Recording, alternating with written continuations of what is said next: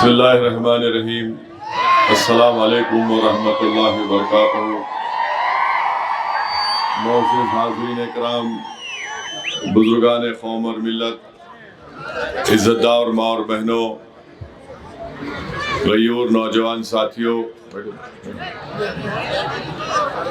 मोअज़्ज़िज़ हाज़रीन इकराम, मैं आपका दिल की गहराइयों से शुक्रिया अदा करता हूँ कि आपने अपना कीमती वक्त निकाल कर बोधन के इस बल्दी इंतखाबात में मजलिस इत्तेहादुल मुस्लिमीन की जानिब से जो इंतखाबी जलसे आम मुनक़्क़द किया गया है उसमें आपने शिरकत की। मेरी आप तमाम से ये गुजारिश है कि 11 तारीख़ के दिन आप लोग मुत्तहदा तौर पर अपने एक वोट का इस्तेमाल मजलिस इत्तेहादुल मुस्लिमीन के हक़ में कीजिए। मजलिस इत्तेहादुल मुस्लिमीन के उम्मीदवारों को कामयाब करिए ताकि एक नए बोधन की तामीर हम लोग कर सके जो ना सिर्फ पुरअमन होगा बल्कि बोधन के हर वार्ड में डेवलपमेंट और तरक्की के काम मजलिस इत्तेहादुल मुस्लिमीन करके दिखाना चाहती है। तो मेरे अजीज़ दोस्तों और बुज़ुर्गों, मजलिस इत्तेहादुल मुस्लिमीन की जानिब से 24 उम्मीदवार इस इंतखाबात में हिस्सा ले रहे हैं। उनके नाम हैं वार्ड नंबर 2 से सैयद सलमान अतहर साहब, मोहतरमा अर्शी अंजुम साहिबा वार्ड नंबर 3 से, वार्ड नंबर 5 से जनाब समीर हुसैन साहब, वार्ड नंबर 6 से जनाब शेख हाजी बाबा, वार्ड नंबर 7 से मोहतरमा इरफाना फिरदौसा साहिबा, वार्ड नंबर 8 से रज़िया बेगम साहिबा, वार्ड नंबर 9 से अलीमुद्दीन साहब, वार्ड नंबर 12 से अलीमुद्दीन रज़ा साहब, वार्ड नंबर 13 से रवि साहब, वार्ड नंबर 17 से इब्राहिम खां साहब, वार्ड नंबर 18 से मीर इलियास अली साहब, वार्ड नंबर 19 से मोहतरमा इशरत फ़ातिमा साहिबा, वार्ड नंबर 20 से मोहतरमा रेशमा बेगम साहिबा, वार्ड नंबर 21 से जनाब अब्दुल रशीद साहब, वार्ड नंबर 22 से मोहम्मद सनाउद्दीन साहब, वार्ड नंबर 23 से रेशमा सुल्ताना साहिबा, वार्ड नंबर 27 से मोहम्मद अंसार अहमद साहब, वार्ड नंबर 28 से मोहतरमा नसीमा बेगम साहिबा, वार्ड नंबर 30 से मोहम्मद वलीउद्दीन, वार्ड नंबर 31 से मोहतरमा उज़मा बेगम, वार्ड नंबर 32 से जनाब मोहतरमा वसीम सुल्ताना साहिबा, 34 से शेख इफ्तिखार, 36 से मोहतरमा लतीफ़ा बेगम साहिबा, 38 से मोहतरमा कहकशा कौसर साहिबा और एक ताईदी उम्मीदवार है वार्ड नंबर 23 से मोहतरमा रेशमा सुल्ताना साहिबा। इनका निशान मशीन का है, माबाकी पूरे 24 उम्मीदवारों का निशान पतंग का है। और आप लोग जानते हैं कि इस बार मशीन नहीं है, बैलेट पेपर के ऊपर पतंग के निशान पर आपको मोहर लगाकर उस बैलेट पेपर को उसी तरह मोड़कर बैलेट के डब्बे में डालना है। तो मेरे अजीज़ दोस्तों और बुज़ुर्गों, मेरी आपसे गुजारिश है कि अपने एक वोट को कीमती समझिए और याद रखिए इलेक्शन सिर्फ बल्दिया का नहीं है या छोटा इलेक्शन नहीं है। ये इलेक्शन बड़ा अहम इलेक्शन है और इस इलेक्शन में हम अपने पार्टी के उम्मीदवारों को कामयाबी के साथ यहाँ पर अगर कामयाब करेंगे तो बोधन में जो मुख्तलिफ वार्ड्स में आज जो तरक्याती कामों के लिए वो वार्ड्स तड़प रहे हैं, उन तमाम तरक्याती कामों को अंजाम दे पाएंगे। और एक बात याद रखिए आप कि अगर कोई ये समझ रहा है कि मैं अपने वोट का इस्तेमाल नहीं करूँगा, तो मैं बड़ी जिम्मेदारी के साथ आपके सामने अर्ज़ करना चाहूँगा कि आने वाली नस्लें ऐसे लोगों को हरगिज़ माफ़ नहीं करेंगी जो अपने वोट का इस्तेमाल नहीं करना चाहेंगे। याद रखिए, आपका वोट फ़िरका परस्ती को शिकस्त देगा। आपका वोट आपकी सियासी क़ियादत को मजबूती अता करेगा। आपका वोट बोधन में आपके वोट्स के ज़रिए से आपकी एक मुकामी सियासी लीडरशिप को बनाएगा। आपका एक एक वोट पैगाम देगा उन तमाम नाम निहाद सियासी पार्टियों को जो सेकुलरिज्म का चोला पहनकर बरसों से आवाम को ठग रहे हैं। तो मेरे अजीज़ दोस्तों और बुज़ुर्गों, ये इलेक्शन बड़ा अहम है। मेरी आपसे गुजारिश है कि अपने के वोट का इस्तेमाल करिए। पोलिंग परसेंटेज कम से कम हमारा 85% होना चाहिए। याद रखिए, अगर हमारा पोलिंग परसेंटेज 85% होगा तो यकीन जानिए इंशाअल्लाह ताला मजलिस इत्तेहादुल मुस्लिमीन के एक बहुत बड़ी तादाद में यहाँ से अरकान बल्दिया को मुंतखब करेंगे। मजलिस यही चाहती है कि ज़मीनी सतह से आपकी एक लीडरशिप बने और ये इलेक्शन उस लीडरशिप को बनाएगा। और हो सकता कि इंशाअल्लाह ताला एक ऐसी यहाँ से आपके उम्मीदवार कामयाब हो जो मजलिस से वाबस्ता रहकर बरसों नहीं बल्कि कई 20-25 साल तक इंशाअल्लाह ताला वो ना सिर्फ बोधन की, वो ना सिर्फ मजलिस इत्तेहादुल मुस्लिमीन की, बल्कि हो सकता है कि वो आगे बढ़कर ऐवान असम्बली में भी आपका नुमाइंदा बनकर चला जाए। तो मेरी आपसे गुजारिश है कि इन बातों पर गौर करके अपने वोट का इस्तेमाल करिए। बहुत से मसाइल हैं। मुझे बताया गया कि जनाब बाबू खान साहब मरहूम जब MLA थे, समी साहब बता रहे थे कि उस ज़माने में इंडस्ट्रियल एरिया में 500 मैकेनिक को जो ज़मीनें दी गई थी उसका अभी तक रजिस्ट्रेशन नहीं हुआ। आप जानते हैं कि इतना बड़ा पुराना मसला है मगर अभी भी हल तलब है। और उससे बड़ा मसला निज़ाम शुगर फैक्ट्री का है। मैं आज वहाँ पर पैदल दौरा कर रहा था तो किसी एक छोटी सी होटल के सामने एक टेबल पर 4-5 लोग बैठे थे। मुझे इलियास साहब सदर बोधन मुझे बोले कि साहब इन लोगों से मुलाकात करिए, ये बहुत पुराने लोग हैं। जब मैं 5 मिनट उनके साथ ठहर कर उन लोगों की ज़बानी गुफ्तगू और उनकी तड़प को सुना तो मुझे बहुत तकलीफ़ हुई। मुझे अंदाज़ा था इस बात का, मगर जिस तड़प के साथ और जिस कर्ब और तकलीफ़ के साथ उस साबिक़ा मुलाज़िमीन ने जो निज़ाम शुगर फैक्ट्री को अपना सब कुछ दे दिए, उन्होंने मुझसे कहा कि हमको कोई VRF भी ले लिया तो उसको पैसे नहीं मिले, कोई नहीं लिया तो 6-6 साल से उसको तनख्वाहें नहीं मिल रही है। और फिर वो कह रहे थे कि उनके पास चाय पीने के पैसे नहीं है, चाहे वो यहाँ की शुगर फैक्ट्री हो, मेदक की हो या मेटपल्ली की हो। मुझे अफसोस होता है कि तेलंगाना बनने के बाद BRS पार्टी ने वादा किया, वो वादा निभा नहीं सके। 2023 के असेंबली इंतखाबात के वक्त कांग्रेस पार्टी ने वादा किया और करीब 3 साल 2.5 साल का अरसा हो चुका है। निज़ाम शुगर फैक्ट्री का मसला एक सियासी मसला नहीं है, ये एक इंसानियत का मसला है। और हम हुकूमत से और ख़ास तौर से वज़ीर आला रेवंत रेड्डी से इस बात का मुतालबा करते हैं कि वो खुद पर्सनली बज़ाते खुद इस मसले का हल तलाश करें। वो जो गरीब एम्प्लॉइज़ आज भी जिंदा हैं, बोलते 120 लोग अभी हैं, कम से कम उनकी ज़िंदगी में इस मसले को हल किया जाए ताकि उनसे इंसाफ मिल सके। जो बरसों इस फैक्ट्री में लगा दिए, आज इस उम्र में वो पहुंच चुके हैं कि आज उनको हुकूमत की मदद की बेहद ज़रूरत है। मैंने उनसे वादा किया कि इंशाअल्लाह ताला मजलिस इत्तेहादुल मुस्लिमीन के अरकान असम्बली, ऐवान असम्बली में भी और ऐवान असम्बली के बाहर भी इस मसले को उठाएंगे और हम उनके साथ बराबर ठहरे थे और ठहरे रहेंगे। और ज़रूरत पड़ी तो इंशाअल्लाह ताला मैं खुद जाकर वज़ीर आला रेवंत रेड्डी से मुलाकात करके इन गरीबों के इंसाफ का मुतालबा मजलिस इत्तेहादुल मुस्लिमीन से करूँगा।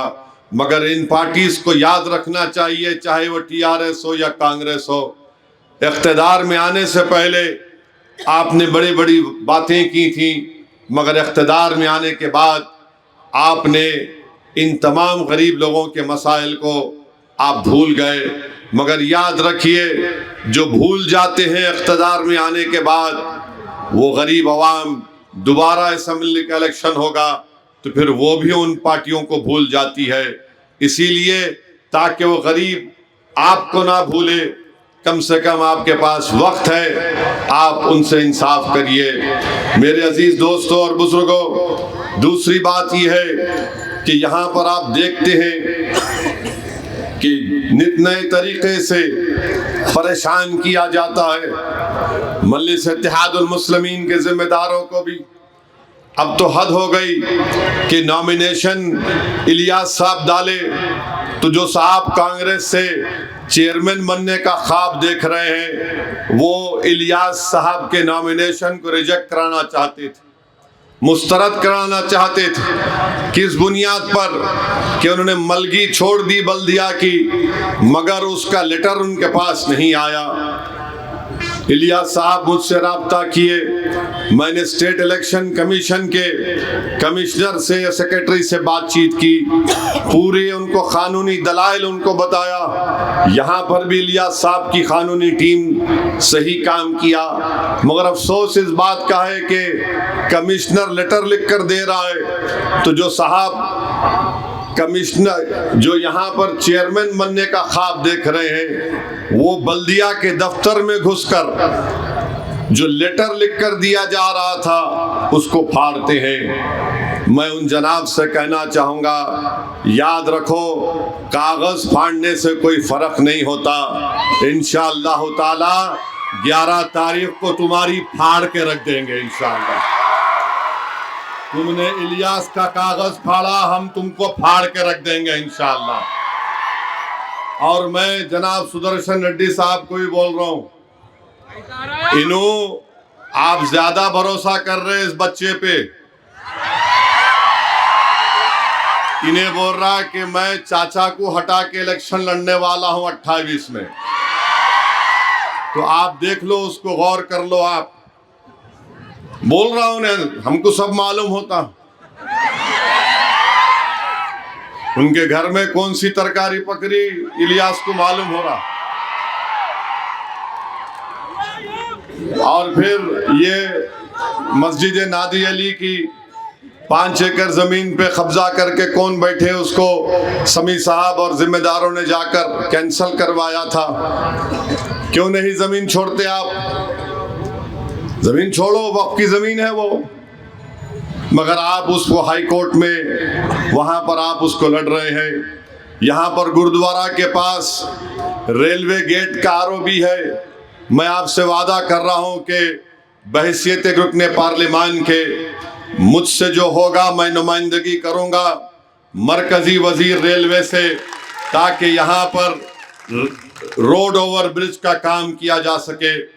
और मैं ये भी बताना चाहूँगा कि मजलिस के जिम्मेदारों को टिकट नहीं मिला। मेरी बाज़ हजरात से मुलाकात हुई, वो मुझसे आकर मिले और मुझसे उन्होंने शिकायत भी की कि हमको टिकट मिलना था साहब, सही तरीके से मालूमात नहीं हासिल की गई है। मैंने उनसे कहा कि आपकी शिकायत मैं सुना हूँ, मगर उन्होंने मुझे इस बात का तयक़ुन दिया है कि यकीनन हम इंसान हैं, हमको टिकट नहीं दिया गया तो हमको तकलीफ़ है, मगर जमात से हम कभी मुखालिफत नहीं करेंगे। मैं उनका शुक्रगुजार हूँ कि उन्होंने साफ तौर पर कह दिया कि मजलिस के उम्मीदवारों की कामयाबी के लिए वो काम करते रहेंगे।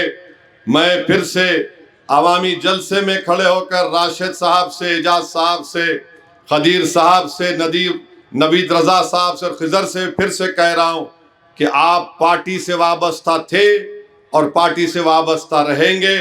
आप पार्टी के लिए काम करिए। अगर बल्दिया का इलेक्शन का टिकट नहीं मिला तो मजलिस इत्तेहादुल मुस्लिमीन आपको पार्टी को आगे बढ़ाने की जिम्मेदारी आपको देगी, ताकि आप पार्टी को मजबूत कर सकें। और जो लोग बीआरएस और कांग्रेस में बैठ के ये ख्वाब देख रहे हैं कि कुछ करेंगे, याद रखो जालिमों, बिल्ली के ख्वाब में खाली छिछड़े होते, कुछ नहीं होने वाला है, कुछ नहीं होने वाला है। तुम अगर ये समझ रहे कि ऐसा होगा वो होगा, कुछ नहीं होगा। मगर एक अजीब पोजीशन मेरा हो चुका है, जो हार गए उनको मेरे से तकलीफ, जो जीत गए उनको मेरे से परेशानी, नो आगे बढ़ रहे। अब मेरे पास इन दोनों के इलाज के लिए जिंदा तिलिस्मात नहीं है, सियासी जिंदा तिलिस्मात अभी इजाद नहीं हुई है। मगर हम ये बात वादा कर रहे हैं कि आज जो लोग इख्तिदार की कुर्सी पे बैठकर जो खेल खेल रहे हैं, याद रखो असदुद्दीन ओवैसी सबको माफ करने को तैयार है। मगर अल्लाह ने मुझे थोड़ी सोच समझ दी है, मैं माफ जरूर कर सकता हूं मगर भूलता नहीं हूं तकलीफ को। याद रखो, आज आप तकलीफ दे रहे हैं तो मैं भी इस मौक़िफ़ में आज कहना पड़ रहा है कि 28 में क्यों ना मैं सम इलेक्शन लड़े, क्यों ना लड़े असेंबली का इलेक्शन, क्योंकि लड़ना हर पार्टी को है। वैसे तो मैं हर जगह बदनाम हूं, इन्हों वहां जाके लड़ते, यूपी में बिहार में जाके लड़ते। ठीक है प्यारे, आप ही बोले थे ना यूपी बिहार गए, बोधन से भी लड़के बताएंगे। और आज से 30 साल पहले, 31 साल पहले जनाब अहमद पाशा कादरी साहब भी, अब एम ए बासित साहब 89 में, और फिर पाशा भी लड़े थे, अहमद पाशा कादरी साहब भी इलेक्शन लड़े थे। लंबा गैप हो गया अब, और ये बच्चे बहुत बड़े हो गए, और ये बच्चे किसी को सुनने वाले नहीं हैं।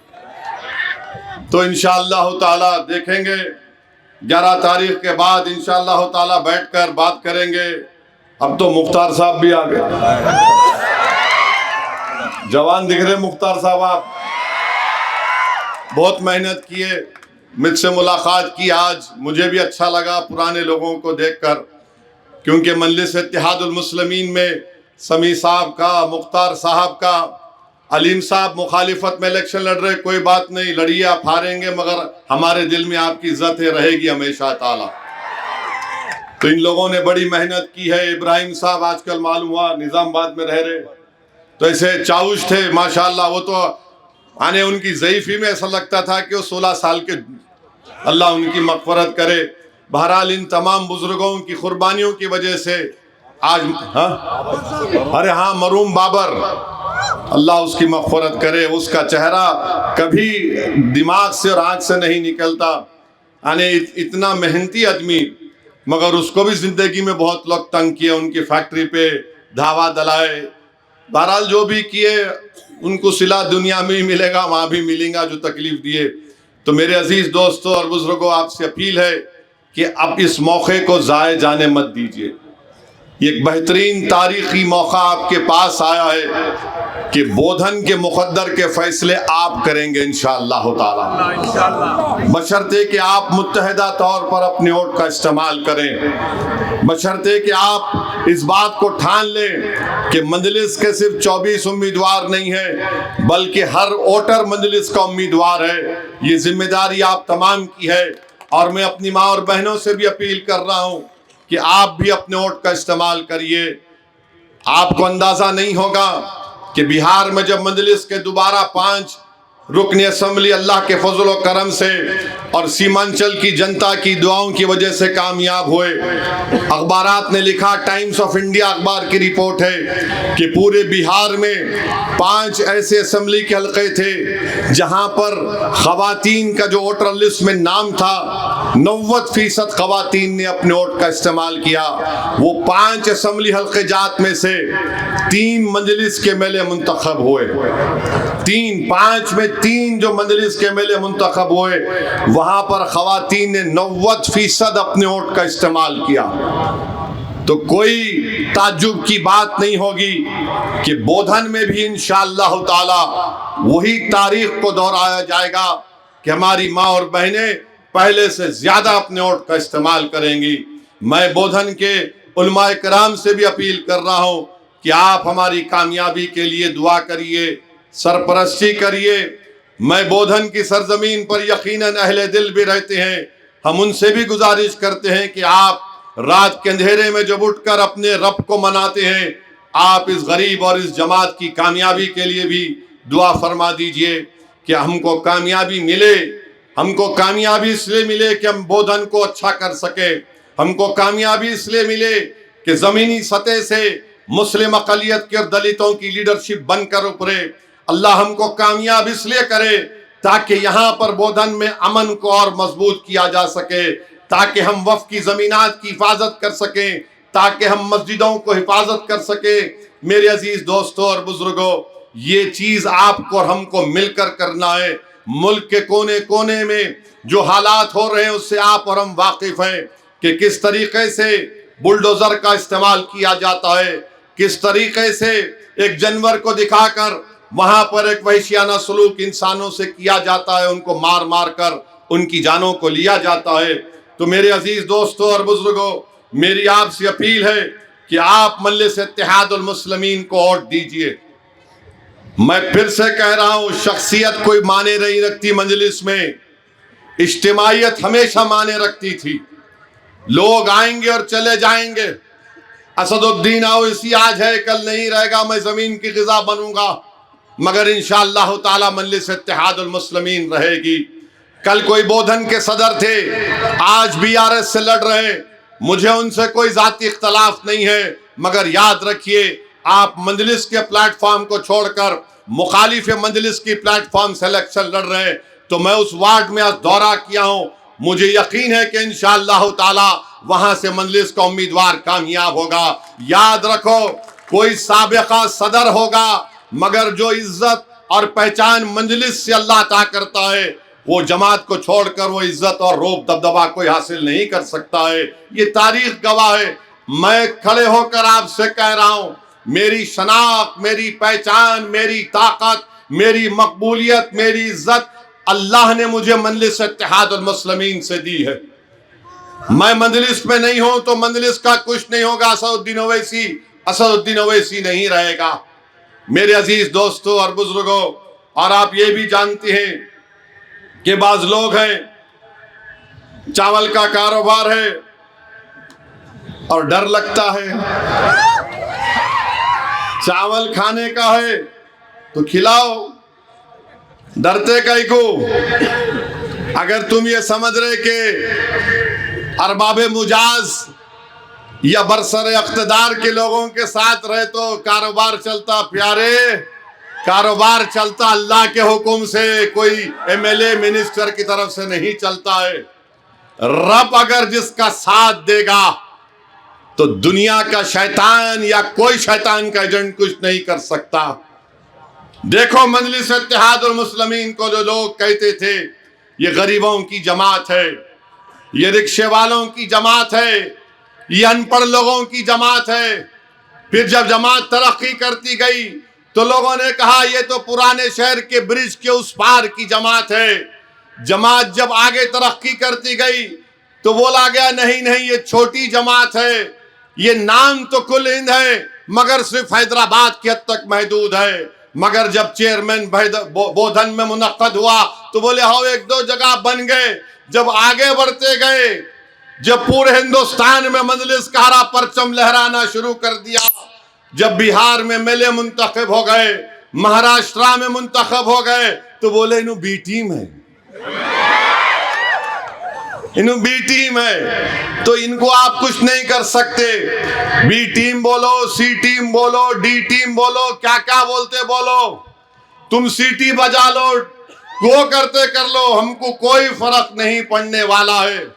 जब तक अल्लाह मुझे जिंदा रखेगा बहैसियत मजलिस इत्तेहादुल मुस्लिमीन के एक सिपाही के, मैं अपनी जमात के परचम को लेकर, भारत की आईन पर मुझे अटूट भरोसा है, मुझे अल्लाह की जात पर पूरा तवक्कल है। मैं अपनी जमात के पैगाम को हिंदुस्तान के कोने कोने में लेकर जाऊंगा। मेरी ख्वाहिश यह है कि मेरी आंख बंद होने से पहले हिंदुस्तान की बड़ी बड़ी रियासतों में मजलिस के अरकान बल्दिया, सरपंच, जिला परिषद के मेंबर, रुकने पार्लिमान मुंतखब हो। और इसीलिए हम कोशिश कर रहे हैं कामयाबी मिले या ना मिले, मगर अल्लाह जो हमको इज्जत से नवाजा, इंशाअल्लाह ताला पूरी ताकत और पूरी प्रोग्राम और प्लानिंग के साथ हम लोग काम कर रहे हैं। बिहार में इलेक्शन हो रहा तो उस वक्त भी लोग कह रहे थे कुछ नहीं होगा, 4 चले गए, मगर अल्लाह ने बता दिया कि जो लोग मंजलिस के एमएलए को तोड़े थे, जिल्लत और रुसवाई और शिकस्त उनका मुकद्दर बन गया। तेजस्वी लालू का बेटा हमारे 4 एमएलए को तोड़ा। और सुन लो, जो लोग मंजलिस छोड़कर जा रहे, तुमको अगर आज इस्तेमाल किया जा रहा है तो तुम्हारी दौलत की वजह से नहीं, इसलिए कि तुम्हारे माथे पर एक ठप्पा है मजलिस इत्तेहादुल मुस्लिमीन का, इसलिए तुमको इस्तेमाल किया जा रहा है। मगर जिन्होंने 4 एमएलए को तोड़ा, 3 को टिकट नहीं दिया। कोचा दामन के हाजी साहब, मुझे मालूम हुआ तो मैंने उनके बेटे को फोन किया, गुड्डू बाबू को। मैंने कहा, गुड्डू बाबू सलाम अलैकुम, मैं मिलना चाहता हूं आपके वालिद से। वो मेरे पास आए गुड्डू बाबू, बोले कि साहब कब आएंगे? मैंने कहा शाम में आऊंगा। हाजी साहब के पास गया, बैठा, उनसे बात किया, उनसे शिकायत किया, मुझसे शिकायत किए। बाद में आप देखते कि कोचा दामन से जिसको टिकट गठबंधन ने दिया था और मजलिस के एक नौजवान उम्मीदवार ने एक पुराने साबिक़ा एमएलए को कम से कम 30-35 हजार वोट से शिकस्त दे दी। जो लोग मजलिस को छोड़कर दूसरी पार्टी में जा रहे हैं, तुमको इस्तेमाल कर रहे हैं। 4 एमएलए को लिए, 1 को टिकट दिए, 3 को नहीं दिए। और जिसको टिकट दिए, जो कि हार्ट एक असेंबली का हल्का है, वहां पर हमने अपने उम्मीदवार को उतारा, मुर्शिद आलम को। और अल्लाह ने, अल्लाह का निजाम देखिए, जिसने मजलिस से गद्दारी की, अवाम को धोखा दिया, वो शख्स 4थे नंबर पर आ गया। जमानत जब्त हो गई उसकी। 2 भाई मिलकर इलेक्शन लड़े। बड़ा भाई कोई और पार्टी से, छोटा भाई जो इलेक्शन के वक्त आकर माजिद साहब के सामने रोककर कहा था कि मेरे को टिकट दिलाओ। दोनों भाई हार गए। जनता ने बता दिया कि खानदान वानदान कुछ नहीं है। जब अवाम वोट डालने जाती तो खानदान को पानदान बना के थूक के जाती उसके ऊपर। जनता ने बता दिया कि जो मुखलिस होगा हम उसका साथ देंगे। तो मंजलिस के जितने उम्मीदवार हैं, अल्हम्दुलिल्लाह वो आपकी खिदमत करेंगे, बहैसियत खादिम के तौर पर बोधन की आवाम की खिदमत करेंगे। वो कभी भेदभाव नहीं करेंगे। हमारे दलित उम्मीदवार भी हैं, आदिवासी उम्मीदवार भी हैं, हमारी बेटियां भी हैं, बहनें भी हैं, मंजलिस के जिम्मेदार भी हैं। मगर एक ट्रेलर हो चुका है, किस तरह इलियास साहब के नॉमिनेशन को रोकने के लिए कोशिश की गई। इंशाअल्लाह ताला मुझे यकीन है कि 11 तारीख के दिन एक कोर्ट पर मजलिस इत्तेहादुल मुस्लिमीन के निशान पर आप मोहर लगाएंगे। मेरे अजीज दोस्तों और बुजुर्गों, मैं आपसे ये भी बताना चाहूंगा कि आज आप देखते ये हैं कि मुल्क में जो हालात हैं, और खास तौर से बीजेपी जो 11 साल से इख्तिदार पर है, बीजेपी इस मुल्क में बजाय लोगों में एतमाद पैदा करे, शक को आम कर दिया। नरेंद्र मोदी 11 साल से वजीर आजम है, बजाय इसके कि झूठ को खत्म करे, उन्होंने सच को खत्म करके झूठ को आम कर दिया। बजाय उसके कि लोगों में एतमाद पैदा हो, भारत के नौजवानों में बीजेपी की सरकार ने गैर यकीनी कैफियत को पैदा कर दिया। मैं सुन रहा था राज्यसभा की मोदी की तकरीर को। मोदी कह रहे थे कि पूरे विश्व में, दुनिया में जितने ममालिक हैं उनकी आबादी बूढ़ी हो रही है और हमारे मुल्क की आबादी जवान है।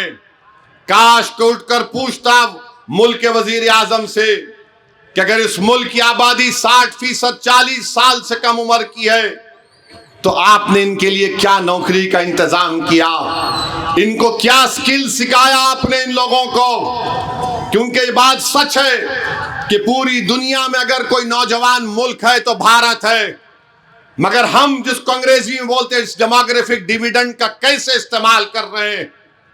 ये जवान जो लोग आज भारत की 60% आबादी है, वो 20 साल तक ऐसा ही रहेगा। उसके बाद भारत की 12% आबादी 133 करोड़ आज है, उसका 10% देख लो जो ज़ईफ और बूढ़ी हो जाएगी। कितना महंगाई होगी, कितना खर्चा उन लोगों के लिए करना पड़ेगा, इसका हम सोचते नहीं है। बजाय उसके क्या बोलते, मुसलमान इतनी आबादी बढ़ रही, मुसलमान बच्चे पैदा कर रहे। जालिमों, 2021 तक मुसलमानों की आबादी स्टेबलाइज हो जाएगी।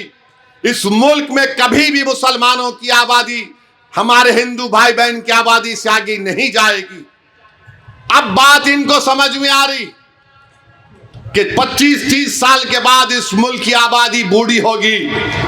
तो आरएसएस के मोहन भगवत बोल रहे कम से कम 3 पैदा करो, खुद तो नहीं करे, अलग बात है वो। चंद्रबाबू नायडू बोल रहे 3, उन्होंने 1 पे रुक गए। पहले तो बोलते थे पॉपुलेशन पे बिल लेकर आएंगे, हमको बुरा बोलते थे, मगर अब अंदाजा हो गया कि अगर एक मुल्क की आबादी ज़ईफ होगी तो किस तरह उसके उस मुल्क पर असर पड़ता है। क्योंकि कोई इंतजाम हम किए नहीं। कल तक गाली मुसलमान को देते थे, अब आदादो शुमार उनको नजर आ रहे, सच्चाई उनको दिखाई दे रही है, तो परेशान हो रहे हैं। हम पूछना चाहते हैं वजीर आजम से कि इस 60% आबादी का क्या कर रहे हैं आप। तो आरएसएस वाले बोलेंगे इनको गौरक्षक बना दी हम, इनको हम जहां कहीं भी कोई ईसाइयों का त्योहार होगा वहां पर धावे लगा मार देंगे कि मजहब तब्दील किया जा रहा है। आप बताइए, ओडिशा में बीजेपी की जब से सरकार बनी है, एक ईसाई पादरी है, उसको पकड़कर क्रिसमस के वक्त उसके मुंह में गोबर डालकर, उसके सर पर सिंदूर लगाकर, उसके गले में जूतों का हार डालकर उसके गांव में उसको फिराया गया। क्या कसूर है उसका कि वो ईसाई है? मोहम्मद मकानदार एक लड़के का नाम है, बंगाली बोलने वाला, मॉब लिंचिंग कर दी गई। गाड़ी में जा रहा, गाड़ी में उतार के मारे उसको।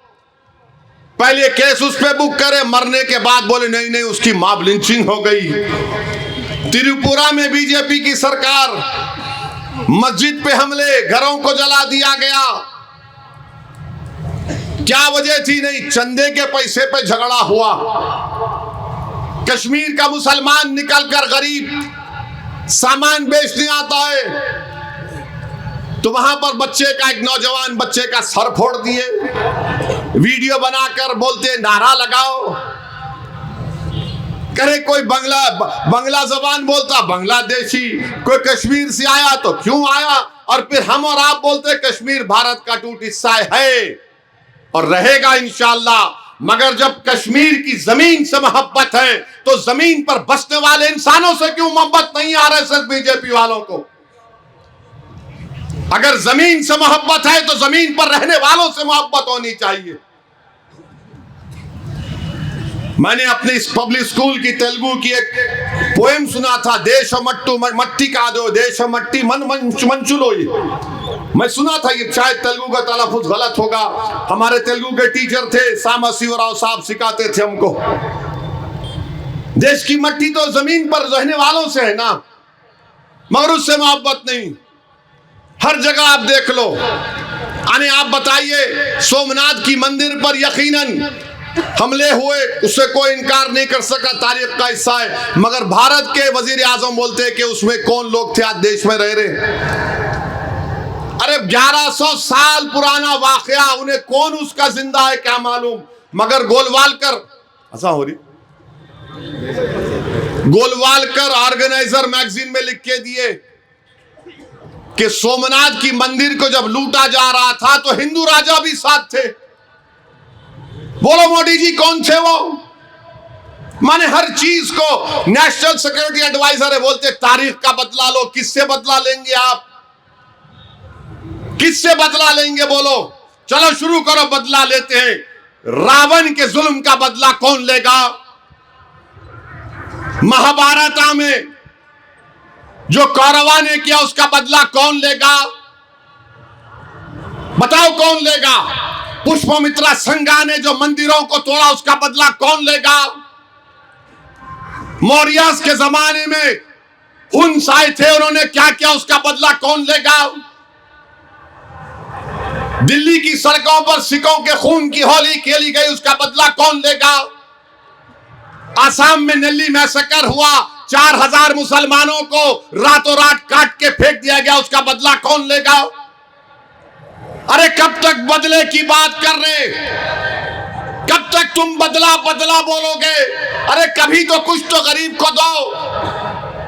हजारों नहीं, लाखों नहीं, करोड़ों बच्चे इस देश में भूखे सोते हैं रात में। उन भूखे सोने वाले बच्चों का पेट खाली होता तो उसका बदला कौन लेगा? जो नौजवान बेरोजगार है उनका बदला कौन लेगा? उसकी बात नहीं करते, मगर बात करते नफरत की बात। अरे बदला लेना छोड़ो, तुम बदलो पहले, पहचानो जिम्मेदारी तुम्हारी क्या है। और फिर मैं ये बीजेपी वालों से पूछना चाह रहा हूं, ये आरएसएस बड़ी मोहब्बत के दावे करते, यूजीसी का रेगुलेशन बनाए। रेगुलेशन में क्या लिखा हुआ है कि यूनिवर्सिटी कॉलेज में अगर कोई बैकवर्ड क्लास का बच्चा, दलित, अकलियत, आदिवासी बच्चों से नाइंसाफी होगी तो उसका तरीक़ेकार ये होगा। पूरे मुल्क में एक तूफान मचा दिए। इसमें बीजेपी तूफान मचाई। टीवी पे जितने 6 बजे से लेके शाम में 9 बजे तक जो लोग बैठ के ज्ञान बांटते, खाली ज्ञान बांटते, यहाँ जीरो रहता, कुछ भी नहीं रहता। मैं जानता हूं लोगों को। नहीं, कैसा होगा? उनसे अगर डिस्क्रिमिनेशन हुआ तो क्या होगा? सुप्रीम कोर्ट का मसला गया। मोदी सरकार जो रेगुलेशन निकाली यूजीसी का, उसको प्रोटेक्ट नहीं कर सके आप। बताइए आप क्या होगा? और सुनो आरएसएस वालों, बीजेपी वालों, तुम भारत से राष्ट्रवाद, देशभक्ति की बात करते हो ना। इस देश का पेट्रोलियम मिनिस्टर कौन है? हरदीप सिंह पुरी है या ट्रंप है? बोलो। ट्रंप अमेरिका में बैठकर गोरी चमड़ी वाला बोल रहा है तुम रशिया से तेल नहीं लेना, तुम वहां से लो। अबे तू होता कौन है भाई? तू अमेरिका का सदर है, हमको बोल रहा उन्हें, तो मोदी जी बोल रहे यस प्लीज। अरे तेल भी हम नहीं ले सकते। आरएसएस वालों बोला ये देशभक्ति है। क्या अमेरिका इंडिया को इररिलेवेंट नहीं कर दे रहा है? बताइए आप। और आप बोलते देशभक्ति, ना कोई घुसा है ना कोई घुसने देंगे। चीन घुस के बैठा हुआ है मोदी जी। मैं बोल रहा था कोविड के जमाने से, मैं पुकार कर कह रहा था चीन घुस के बैठा हुआ है। भारत की फौज के आर्मी चीफ की किताब के इख्तिसाबात कैरावैन मैगजीन में छापे गए। जनरल साहब लिख रहे हैं कि लद्दाख में चीन की फौज, टैंक आना शुरू हुए। जनरल साहब ने वजीर आजम के ऑफिस को फोन किया, वजीर दिफा से बातचीत की, एनएसए से बातचीत की, जितने जिम्मेदार हैं उनसे बात करके कहा कि चीन की फौज आ रही, क्या करूं? टाइम दिया उन्होंने। ये टाइम को 1 घंटा, 1.5 घंटा, 2 घंटे हो गए। और बाद में थोड़ी देर के बाद जनरल साहब बोलते हैं और वो मैगजीन लिखता है कि वजीर दिफा जनाब राजनाथ सिंह साहब ने कहा कि जो उचित है वो करिए, जो उचित है वो करिए। और हम लोग क्या किए थे? बालाकोट में स्ट्राइक किए थे पाकिस्तान के ऊपर। और मोदी क्या बोले थे मीडिया को? मेरे को फौज के लोग आके बोले कि सर अभी टाइम नहीं है, बादल बहुत हैं। मोदी जी जंग के एक्सपर्ट हैं, जंग के एक्सपर्ट हैं। उन्होंने बोले बादल है, बादल का एडवांटेज लो, घुस जाओ मारो। ये अलग बात है कि प्लेन का रेडार जाता तो टेक्नोलॉजी से मालूम होता, मगर मोदी जी का दिमाग, उन्होंने बोले बादल है, घुस जाओ। मोदी जी जब बादल को देख के आप बोले अटैक करो बालाकोट में, ये जनरल आपको बोल रहा था चीन की फौज आ रही आ रही आ रही आ रही आ रही, आप बोले जो उचित है वो करो। मेरे भाई, भारत के लिए जो उचित होगा वो काम करना पड़ेगा। 56 इंच के सीने के दावे करने वालों, आरएसएस बीजेपी वालों, बताओ, फौज का जनरल पुकार पुकार कर कह रहा था और आप में इतनी हिम्मत नहीं थी कि फोन करके बोलते मारो उनको, मार के फोड़ के बाहर निकालो भारत की जमीन से। आप नहीं बोल सके। किसको बोलते, किसको बोलते, किसको डराते? ये लोग चीन को नहीं डराते। ये आसाम का एक मुख्यमंत्री है, 2 रुपये है किसी के पास? ये 2 रुपये दो, 2 रुपये का कॉइन दल्ला।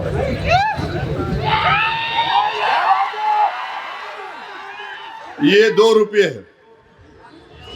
आसाम का चीफ मिनिस्टर बोल रहा है कि अगर वहां के मियां मुसलमान ऑटो में किसी को बिठा कर लेकर गए, 5 रुपये अगर ऑटो का किराया है तो 4 रुपये दो। हेमंत बिस्व शर्मा, ये 2 रुपये की भीख तेरे को देता हूं मैं, लेता क्या तू? बोल बोल, तू 2 रुपये का भिखारी है, मेरे को, मैं जानता हूं तेरे को।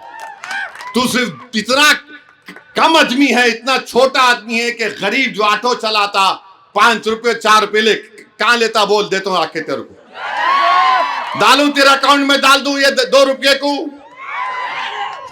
बताइए आप, क्या है ये?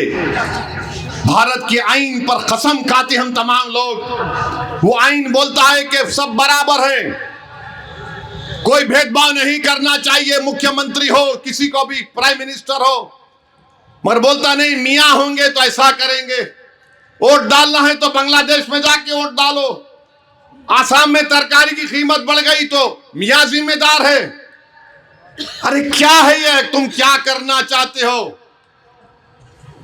और बोलता है कि अब जब ये होगा, एसआईआर होगा तो नाम निकाल देंगे। लो भाई 2 रुपये आपके, अब नहीं ले तो बोल रहा हूं, नहीं लो।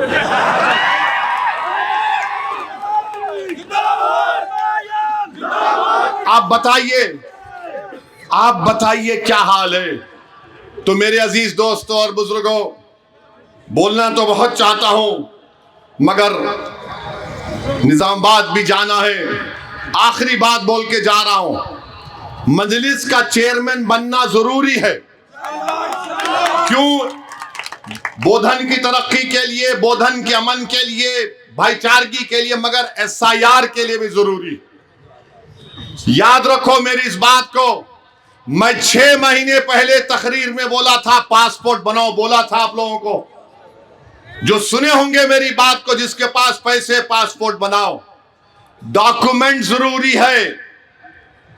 उसमें एक तारीख लिखी गई कि जो 2002 के बाद पैदा हुए या 87 के महीने के बाद पैदा हुए तो उनको डॉक्यूमेंट देना पड़ेगा।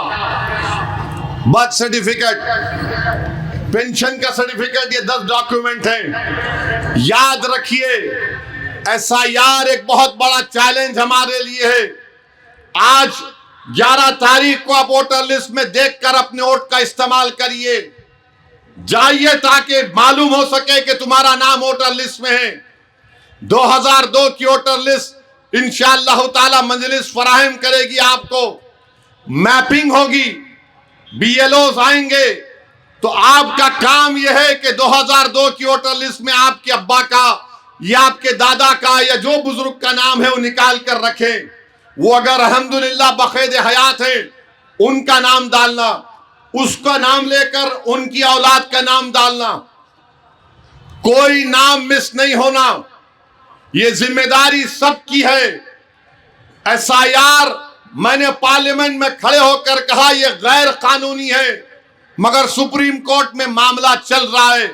तो एसआईआर के लिए जरूरी है कि डॉक्यूमेंट्स की जरूरत पड़ेगी और बीजेपी उत्तर प्रदेश में फॉर्म 7 डालकर मुस्लिम अकलियत के नामों को डिलीट कराना चाहती है, तो मैं तमाम से अपील कर रहा हूं, तेलंगाना में जब एसआईआर होगा हमको पहले से ज्यादा चौकस रहकर, क्योंकि अब बीजेपी एनआरसी एनपीआर नहीं करना चाहती। वो इलेक्शन कमीशन से अगर खुदा ना खास्ता किसी का नाम नहीं आया तो उनको कहा जाएगा तुम भारत के सिटीजन नहीं हो, नागरिक नहीं हो, कागजात लेकर आओ। तो वो वक्त आने से पहले हमको चौकस रहकर, मुत्तहिदा रहकर अपने काम को करना है। मैं तमाम मस्जिद के जिम्मेदारों से ये अपील कर रहा हूं पूरे तेलंगाना के कि वो हर जुमे के खुतबे से पहले 3-4 मिनट एसआईआर पर लोगों को बाखबर कराएं। याद रखो, अगर नाम नहीं आएगा खुदा ना खास्ता तो कल ये लोग बोलेंगे ये लोग भारत के शहरी नहीं है। अगर आपको मेरी बात का यकीन नहीं हो रहा तो गूगल करके देखो, गोवा का एक एक्स साबिका मेंबर ऑफ पार्लियामेंट है, उसको नोटिस आ गई तुम क्या भारत के शहरी हो बताओ। तो ये बहुत जरूरी है, परेशान होकर फिक्र करके खाली बैठना नहीं है, हरकत करना है। मजलिस भी आपकी रहबरी करेगी। हम सबको मिलकर ये कोशिश करना है कि एक एक शख्स का जेन्युइन नाम वोटर लिस्ट में एसआईआर में आए। सुप्रीम कोर्ट क्या फैसला देगा मेरे को पता नहीं है, मगर हमारी जिम्मेदारी है कि इस इलेक्शन में वोट डालिए, ताकि वो भी एक सबूत आपका रहेगा कि हमने वोट डाला। और जब एसआईआर शुरू होगा तो मैपिंग सही तरीके से होनी चाहिए, डॉक्यूमेंटेशन हमको तैयार करना है तो तैयार किया जाएगा। तो ये बात आपसे कहना था। मैं आप तमाम का शुक्रिया अदा करता हूं कि आज आप अपना कीमती वक्त निकाल कर यहां पर आए। मजलिस इत्तेहादुल मुस्लिमीन जिंदाबाद, मजलिस इत्तेहादुल मुस्लिमीन जिंदाबाद, नारे तकबीर, नारे तकबीर। जरा सेल फोन की लाइट तो खोलो, जरा पूरे खोलो, पूरे खोलो, डरना ने पूरे खोलो, लाटा पूरे खोलो, यहां भी खोलो, फोन खोलो। अब ये देख के सब उन कागज फाड़े, उनको मालूम होगा 11 को क्या होने वाला है, तो क्या करेंगे डाल के पतंग को।